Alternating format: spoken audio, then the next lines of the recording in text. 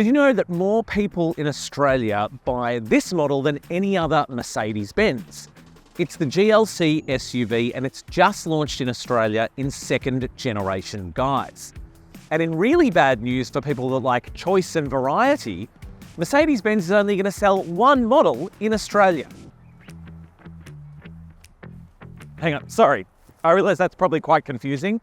I don't mean one example of the GLC, that would be ridiculous. I mean one variant. And that variant is this, the GLC300, the petrol-powered model. Now, we're going to get into everything you need to know about the GLC very, very soon. But first, how much is it? And why is there only one variant available? So why exactly is Mercedes-Benz only offering one grade here? Well, they've discontinued all of their plug-in hybrids because they've decided to focus more on EVs and of course their petrol models as well, so that's gone.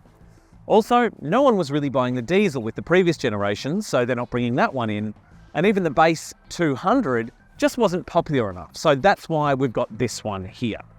The GLC300 starts from $103,370 before on-road costs. That's more than 10 grand on top of the price of the outgoing GLC300. In terms of rivals, you can count the likes of the Audi Q5 45 TFSI, the BMW X3 30i, and the Porsche Macan T, all of which are cheaper than the GLC. So what does that $103,000 get you?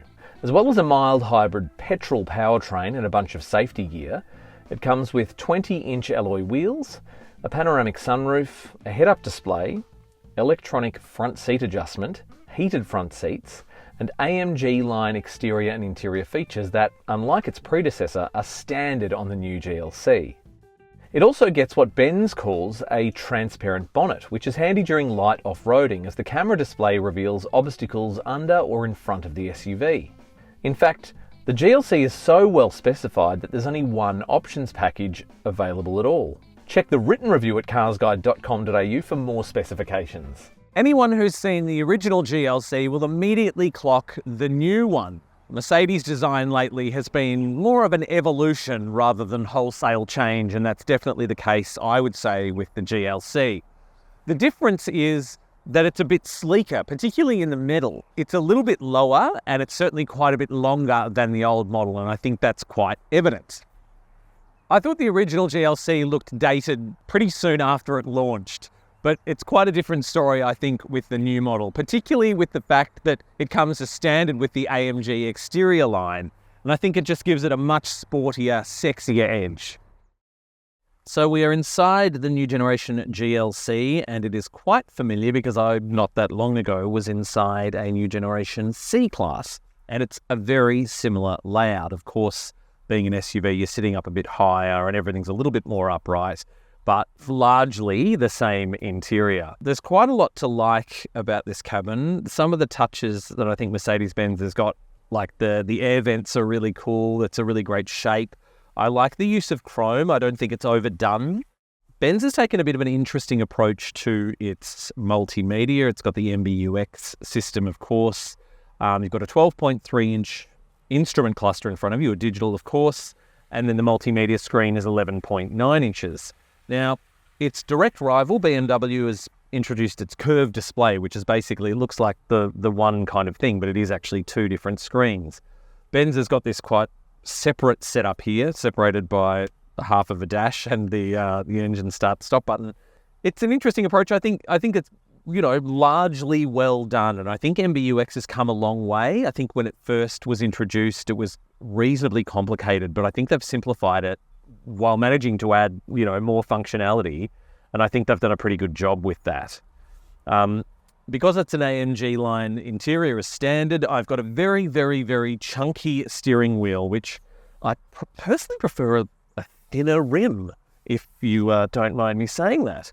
When it comes to storage, there is quite a lot. You've got two cup holders here and quite a bit of extra storage there, as well as your USB ports and a phone charger right there as well. The center bin has quite a bit of space in here and a little tray as well. Decent sized glove box, and the door storage is actually really impressive. There's plenty of room for massive bottles, but also quite a lot of other things you could fit in there as well. The other thing I like is that it feels a lot more high-end than the interior of the original. I found that the first-gen GLC cabin was a little cheap, and I think they've addressed that with this. Everything feels a lot more high-end than it looks it too.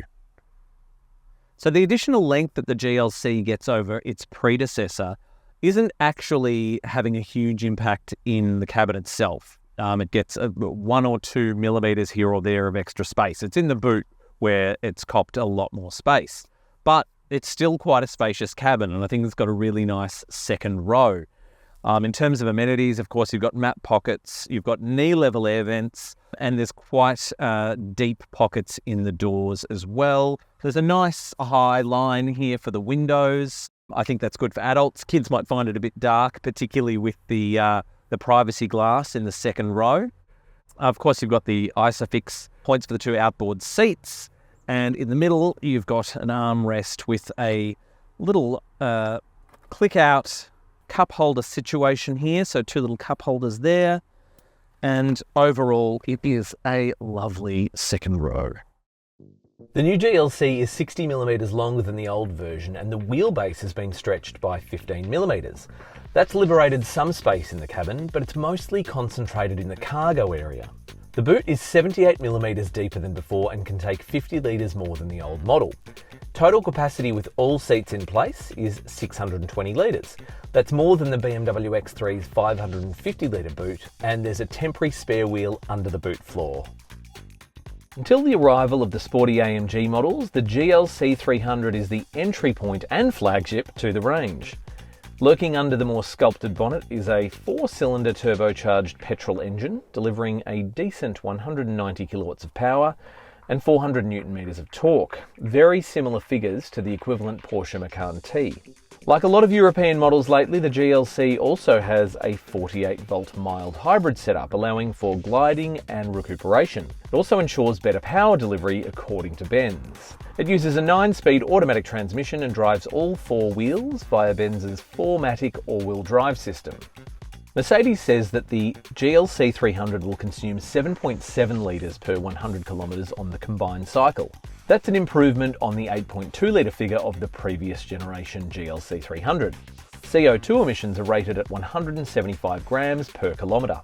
On our drive through country Victoria and outer suburban Melbourne, we recorded 8.1 litres, which is not bad for a launch drive. The GLC has a 62 litre fuel tank. There's something nicely familiar about the way the GLC drives, particularly if you've been in another kind of recent generation Mercedes like the C-Class, which again, it's, very closely related to.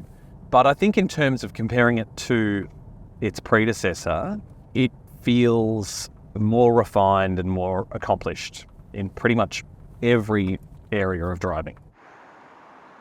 In terms of straight line performance, the 2-litre 4-cylinder turbocharged petrol engine is a decent mill. It's not overly punchy, it's not particularly sporty, but it is quite responsive.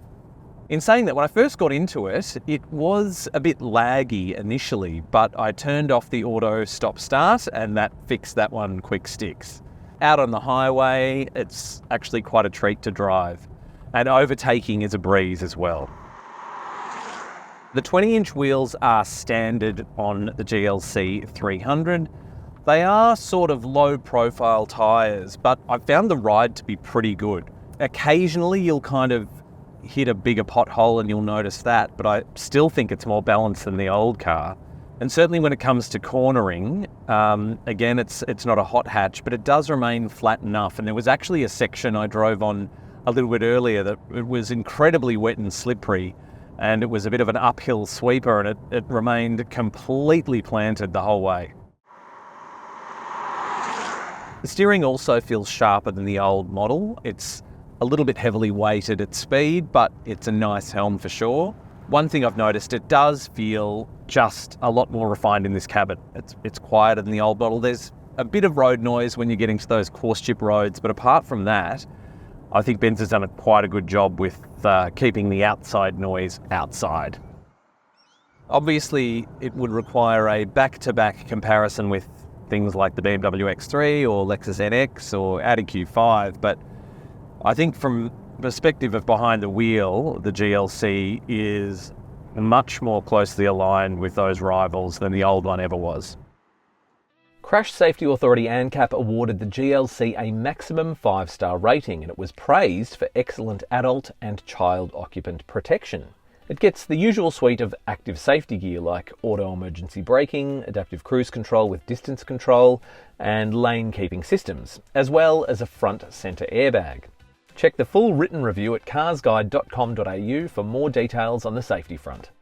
The GLC comes with Mercedes' 5-year unlimited kilometre factory warranty, which is finally becoming the norm in the premium segment. Servicing intervals are generous at 25,000 kilometres or 1 year, whichever occurs first, and you can purchase 3 years of capped price servicing for your GLC, which costs about $3,000, or you can add another 2 services on top of that for a little bit extra. Does the new GLC represent a giant leap forward over the old model? Well, not so much. But they've made enough improvements across the board, and I mean in every single area, to make this a much more complete and compelling package than the model it replaces. And it's definitely going to challenge those really impressive rivals a lot more than the original model. So for more on the Mercedes-Benz GLC, head across to carsguide.com.au.